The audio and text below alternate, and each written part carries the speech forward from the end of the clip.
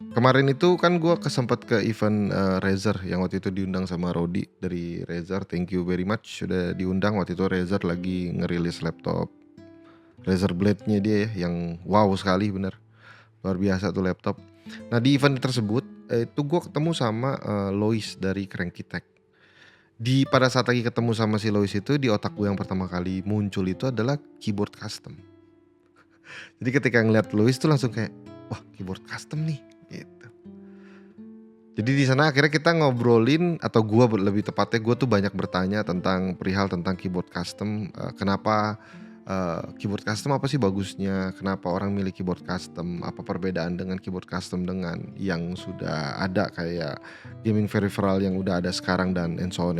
Dan itu pembahasannya tuh gue dapat insight banyak banget, dapat pelajarannya juga banyak banget dari Lois gitu ya. Yang gue bukan pengen bagi apa yang gue dapatkan dari Lois, karena gue rasa gue tidak cukup mumpuni untuk ngebahas itu. Tapi di beberapa waktu terakhir ya, kita flashback dulu ya, mungkin 1 tahun lebih ke belakang itu, gue tuh sempat kepikiran kayak pengen ganti keyboard. Gue yang sekarang gue pakai itu adalah keyboard dari Razer ya. Gue pakai keyboard Razer, yaitu adalah Black Widow Lite yang TKL ya, dan yang yang TKL Mercury. Ini tuh gue pakai udah lama banget lah. Ini gue beli juga dari Dendi ya di Discord Dota. Ini gue beli juga second, dan gue pengen kepikiran untuk mengupgrade si keyboard ini. Nggak ada masalah sama keyboardnya. Gue ngerasa cukup nyaman. Gue udah ngerasa enak-enak aja dengan keyboard ini. Dan gue nggak ada nothing yang bad about this keyboard. Ini keyboard menurut gue sih fine aja gitu, baik-baik aja. Main Dota jago-jago aja gue. Ya, tapi pengen rasanya kan kayak pengen lo rubah gitu. Apalagi kadang-kadang penyakitnya itu adalah ketika kalau lagi ngumpul di Discord Dota, ada si Dennis dan si Dendi, itu pasti nggak jauh ngomonginnya dari keyboard custom. Dan gue kan dapetin barang ini juga dari keyboard custom, keyboard ini pun second dari si Dendi gitu. Jadi banyak tuh mereka ngobrolin, wah harus keyboard custom begini, terus banyak lah. Dan memang dua orang ini tuh adalah entusias keyboard custom banget kayaknya, mereka berdua gitu. Bahkan Dennis itu pernah ngirim ke gua sebuah keyboard yang sudah di loop padahal. Ini dia keyboardnya. Ini udah pernah, ini dikirim sama si Dennis. Terima kasih Dennis ngirim. Tapi gue akan ceritakan tentang keyboard ini juga ya, yang udah di loop gitu ya. Terus jadi gue nyobain gitu, oh kayak gini gitu. Dan banyak banget rekomendasi yang dikasih sama mereka semua gitu ya, dari Dennis maupun dari Dendi gitu. Yang dari lu pakai Kikron, ada Noir, ada Daki, ada Moonsgeek, terus ada Gemen Titan, ada CIY, ini juga CIY kalau nggak salah ya. Ini juga CIY apa CIV sih? Pokoknya gitulah ya, CIV gitu ya. Chief gitu ya. Dan sebenarnya semakin dia ngomongin soal rekomendasi produk, akhirnya kan gue bilang oke, gue tampung, gue catat. Terus abis itu dia ngomongin lagi soal masalah switch dan keycapsnya juga, yang dimana switch itu ada ya pokoknya dari warna-warna beda-beda kan, dari red, brown, yellow, blue, and so on gitu ya. Ada yang cherry, Jewick black gitu. Pokoknya banyak banget lah. Yang akhirnya tuh gue sebenarnya sih bingung sih sebenarnya. Bagus enggaknya kalau lo ngomong sama orang yang cukup mengerti tuh, ada bagus ada enggaknya lah gitu. Karena di satu sisi tuh lo bakal dapet ilmu baru yang mungkin selama ini lo tidak ketahui gitu ya. Tapi di satu sisi yang lain lo mendapatkan opsi tambahan yang lo gak minta gitu. Jadi kayak kemarin tuh misalkan ya kayak lo main game lah. Kayak lo misalkan gue pengen bingung deh, kira-kira gue belinya itu Doom apa Call of Duty ya kayaknya nih, antara dua gue main game FPS. Terus lo nanya sama satu orang yang anggaplah si Dwiki tuh anak FPS banget. Pas gue ngomong, Ki kira-kira menurut lo Doom apa Call of Duty Vanguard gitu misalkan. Wah mendingan lo beli ini ya kan, Arma, apa enggak lo beli Insurgent, atau enggak malah jadi tambah. Bener yang diberikan juga sesuatu yang kayaknya sepertinya menarik gitu. Tapi kan semakin lu antara yang awalnya 2 opsi akhirnya menjadi 10 opsi gitu. Yang sedikit banyak pasti membingungkan juga ya pastinya. Ya kan? Udah Tapi semua gue tampung, gue catat-catatin. Gue tuh orangnya suka diem-diem, ntar gue catat-catatin aja gitu. Terus nanti gue tinggal cari-cari referensi tentang pembahasan itu semua. Terus akhirnya kemarin tuh sempet main ke tempat TLM. Nah di tempat TLM gue ketemu David ya. Nah di David itu memang gue sering banget nanya sama David perihal tentang hal-hal yang teknikal lah. Dari kamera, dari editing, atau enggak dari lensa, dari apa. Nah salah satunya adalah keyboard. Nah gue lihat di mejanya dia tuh, dia punya keyboard. Gue tanya, itu keyboard berapa harganya? Dia bilang, ini 8 juta. Keyboardnya 8 juta, iya, iya. Akhirnya gue nanya-nanya lah di situ sama David. Akhirnya pada saat lagi nanya-nanya, kan di TLM tuh banyak banget ya, keyboard yang bertebaran di TLM karena semua orang di sana kan komputernya banyak banget, jadi keyboard juga bertebaran di mana aja gitu. Nah dari situ tuh gue tuh jadi mengingat beberapa hal yang dikatakan Louis gitu. Banyak banget yang dikatakan Louis, tapi satu halnya itu ada dua hal, yaitu adalah soal masalah layout dan soal masalah feel ketika lo mengetik gitu atau bermain game. Nah karena waktu gue lagi ngobrol sama Louis itu jatuhnya nggak ada perangkat yang bisa gue coba. Jadi ketika pada saat ke tempat TLM, gue tuh langsung mikir, oh iya layout gitu. Nah akhirnya kita kembali lagi kepada si ini. Baik lagi ke sini. Ini keyboard yang dikirim sama si Dennis. Ini tuh enak banget buat ngetik. Karena entah kenapa emang gak perlu usaha untuk lo memencet daripada si keypadnya ini gitu. Jadi kayak gitu. Tapi ternyata untuk ngetik sendiri enak. Tapi jujur aja secara layout, ini gue tidak terbiasa banget dengan layout seperti ini. Ada orang yang bilang layoutnya layout 60, layout 65, layout 75 dan full gitu ya. Yaitu yang sampai nampet-nampet gede. Gue pikir layoutnya soal itu aja gitu. Tapi ternyata ada urusannya kayak salah satunya yang gue rasain. Tapi correct me if I'm wrong. Gue tuh ngerasa tangan gue cukup gede ya. Terus gue ketika pada saat ngetik, jadi travel range dari tangan gue itu gak bisa ketemu sama yang pepet-pepet banget nih begini. Ini menurut gue ini mepet banget nih. Jadi ketika ngetik yang gue ngerasa spacebar ada di sini spacebarnya ada di atas. Gue ngerasa spacebar di bawah. Ya mungkin orang bilang lo harus membiasakan diri juga ya. Tapi maksud gue udah berpuluh-puluh tahun gue ngerasa travel jempol gue tuh di sini. Ketika gue ngetik kan kita tahu ya kalau kita ngetik itu kan ASDF itu kan pencetan awal ya. Makanya ada beberapa tanda biasanya ditulis di F gitu untuk jadi basic typing gitu. Nah, gue tuh biasa nge-spacebar di sini nih. Nah ketika pakai yang dikirim Dennis itu spacebarnya di sini. Nah itu aneh banget rasanya. Jadi gue mikir oh iya layout ya. Terus gue perhatiin lagi sih punya si ini nih Razer punya. Ketika gue nulis F, nah iya di sini sesuai kena. Nah di situ gue mikir oh ini penting tanpa gue sadarin. Jadi bisa saja layout ini tuh menjadi faktor utama kenyamanan gue pribadi terhadap apa yang gue ketik gitu ataupun apa yang gue mainkan. Apalagi kalau gue main game. Kalau ngetik tuh masih toleransi masih oke lah. Tapi kalau udah main game tuh kan coba lo bayangin pencet CF itu kan kalau nempel-nempel agak susah lah gitu ya menurut gue ya, belum terbiasa lah intinya. Akhirnya ya udah pertama layoutnya, kedua soal masalah feel-nya gitu. Jadi pada saat lagi gue ngerasain feel, gue ternyata memang lo harus cobain sendiri keyboardnya, layoutnya yang tepat. Abis itu lo feel yang lo rasain terhadap ngetiknya dan bermainnya aja, travel tangan lo dan segala macem. Gue tuh jadi ternyata pada saat lagi itu karena gue bukan seorang entusias keyboard custom, jadi gue tuh nggak terlalu mikirin switch apa yang gue pakai, keycapsnya harus begini, bahannya harus begini, untuk ininya. Gue nggak jadi kayak gitu. Gue mikir yang penting ini bisa nyaman gue pakai, itu dulu. Nah akhirnya tuh gue sempat kepikiran lah. Gue jadi ingat yang waktu itu gue sempat sampaikan sampai DM sama Lois gitu ya. Gue ngomong sama Lois bilang kira-kira apa ya ini yang gue mau ambil gitu. Dan kalau Lois ngomong ada beberapa hal yang kayaknya kayak lo tuh lebih baik kalau custom keyboard tuh ya yang bagus kalian gitu dan and so on. Padahal kita lihat custom keyboard tuh kayaknya banyak banget range price-nya ya. Price range-nya gitu ya. Tapi itu kembali lagi ke opini masing-masing ya. Karena saya tidak terlalu mengerti soal itu. Tapi salah satunya tuh adalah yang waktu itu direkomendasikan adalah Moonskik Barebone. Gue lihat layoutnya juga sepertinya layout seperti yang gue waktu itu lihat, seperti yang ada di TLM juga layoutnya.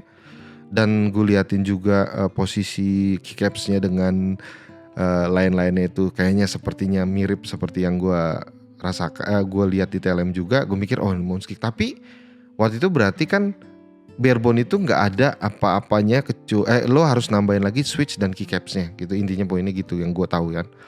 Ya udahlah kalau gitu gue masukin dulu wishlist, gue masukin ke dalam keranjang, gue diem dulu, gue sembari mikir-mikir soal masalah si switch dan si keycaps ini. Walaupun akhirnya tuh bikin pusing juga ya, switch yang mana yang bagus. Berarti kan gue mesti ngerasain dulu satu-satu yang mana yang paling gue demen gitu ya, segala macam gitu.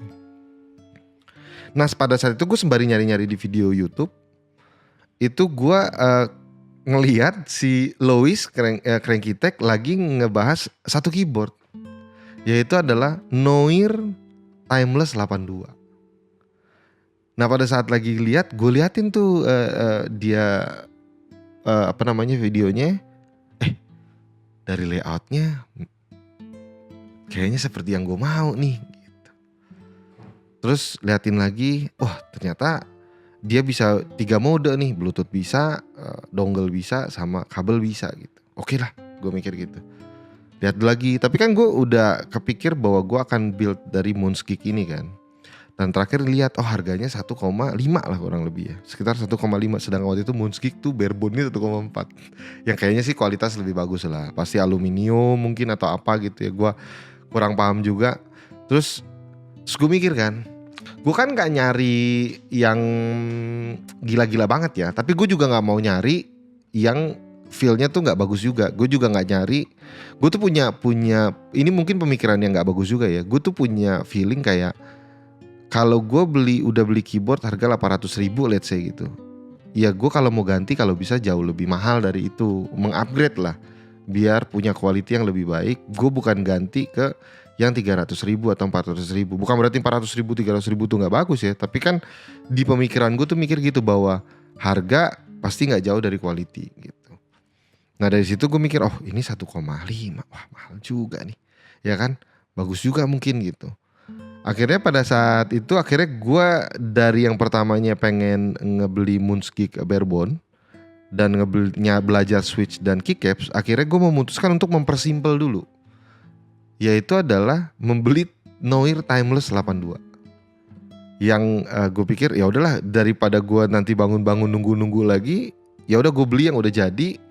Dan gue pengen tahu, gue pengen hands on, gue pengen ngerasain apakah ini cocok apa enggak sama gue. Dan akhirnya guys, buat teman-teman, akhirnya barang itu gue sudah beli di sini. Inilah Timeless 82 Noir yang waktu itu gue tonton di Cranky Tech. Dan dari gue coba udah hampir berapa nih? Udah hampir 5 hari. Pertama yang perasaan yang gue dapatkan dari mengupgrade ya ke keyboard ini, itu adalah soal masalah feel-nya. Jadi memang aneh banget ya. Jadi kalau misalkan gue boleh bilang, misalkan gue kan selama ini memakai keyboard dari Razer. Feel-nya kokoh dan bunyinya tuh apa namanya? Ini orang nyebutnya linear katanya, tapi ya bunyinya tuh, dan gue nggak ada masalah dengan ini, fine-fine aja gitu. Gue ngerasa ini emang kadang-kadang tuh keseruan dalam bermain game tuh pada saat lagi gitu ya. Tapi ketika pada saat akhirnya gue ngeganti ke Noir Timeless 82, gue tuh merasakan sebuah kehangatan guys. Serius, ini aneh banget loh. Karena pada saat lagi main tidak ada perlawanan yang berlebihan. Terus kayak ini kok rasanya tangan gue tuh penuh kelembutan gitu guys. Jadi mungkin ini adalah hal yang aneh. Makanya gue bilang hari ini tuh gue pengen bercerita sesuatu curhat lah ya. Ini bukan sebuah dongeng tapi ini sebuah curhat. Ada feel yang lebih gimana gitu. Kayaknya tuh keyboard ini baik gitu. Ngerti gak sih lo?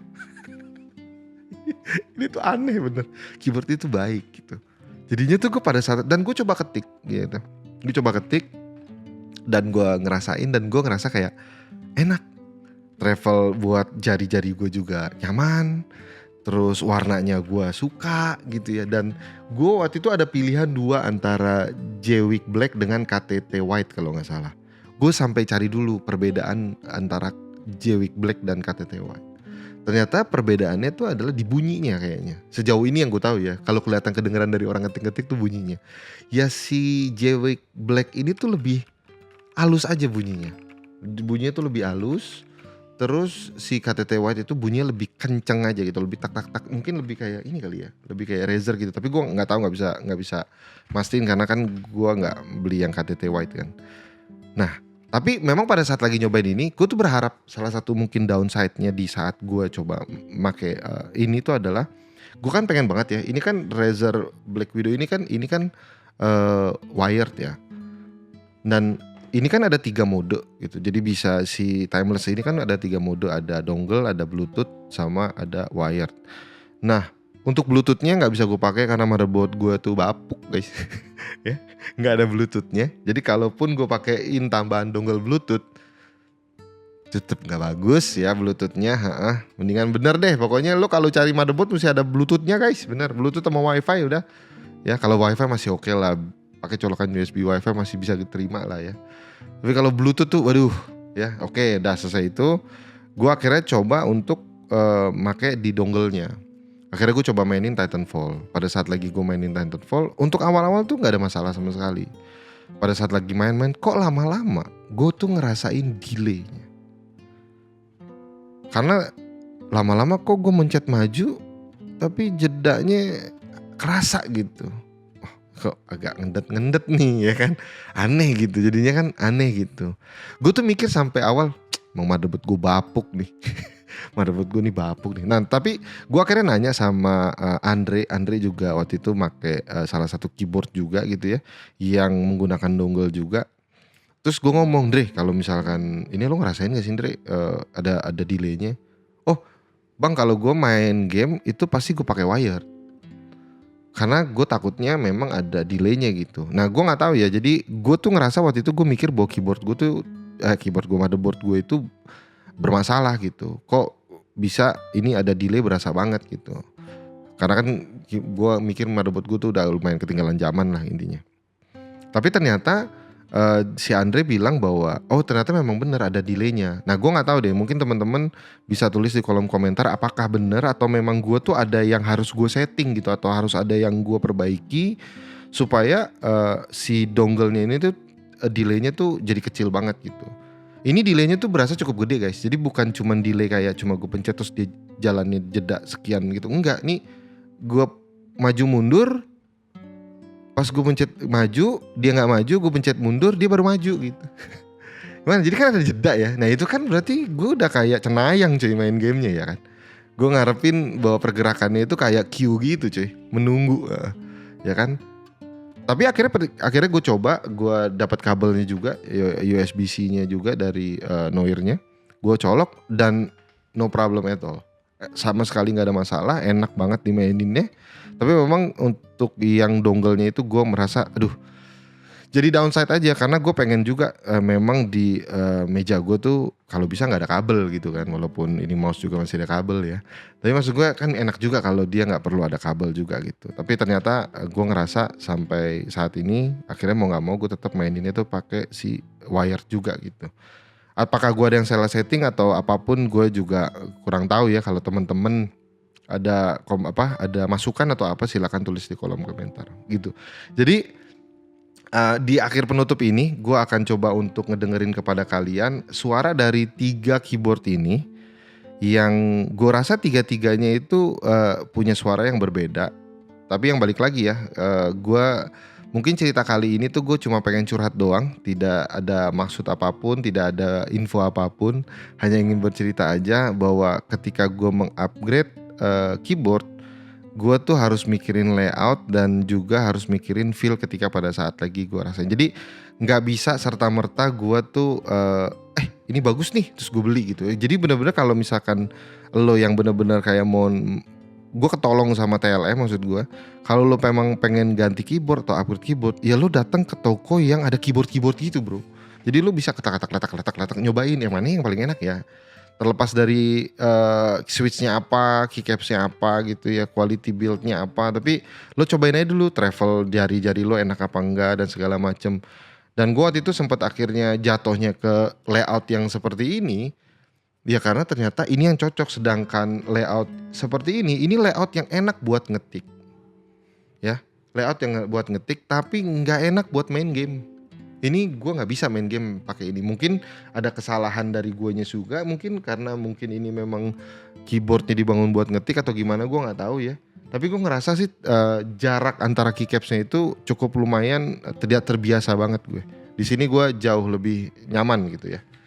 Jadi itu sih yang pengen diceritain hari ini, curhat gue. Karena akhirnya gue buat kalian anak-anak Dota Discord ya. Saya itu oke. Ada suara dang ning nang ning nung bro di belakang. Kayak sepertinya ada apa itu? Ya tapi buat anak-anak Dota Discord ya, nanti kalau kita main nih, maaf nih bro, udah pakai keyboard custom bro, Timeless Noir 82. Makasih juga buat Lois Cranky Tech yang udah ngasih ilmu banyak banget. Gue pengen banget kalian juga ngedengerin apa yang Lois ceritain ke gue, karena banyak banget insight-insight yang bagus. Buat kalian yang mungkin pengen belajar tentang keyboard custom, silakan ke Cranky Tech karena di sana dia ngajarin banyak hal juga tentang keyboard. Dan juga makasih buat David TLM ya yang selalu sabar kalau gue nanya apapun, ya suka nyeleneh juga dia, sabar-sabar aja. Makasih juga buat anak-anak Dota Discord yang sudah ngeracunin segitu luar biasa terhadap keyboard custom hampir 1,5 tahun ini. Dan akhirnya saya datang. By the way ya, anak keyboard amat Dota Discord ya, Dendi khususnya. Ini perjalanan awal. Nanti saya ganti switch sama keycapsnya. Tunggu kamu ya. Tunggu ya. Oke guys. Sampai situ aja curhat gue hari ini. Sampai ketemu lagi di lain waktu guys. As usual, I'll see you next time boys. Bye bye.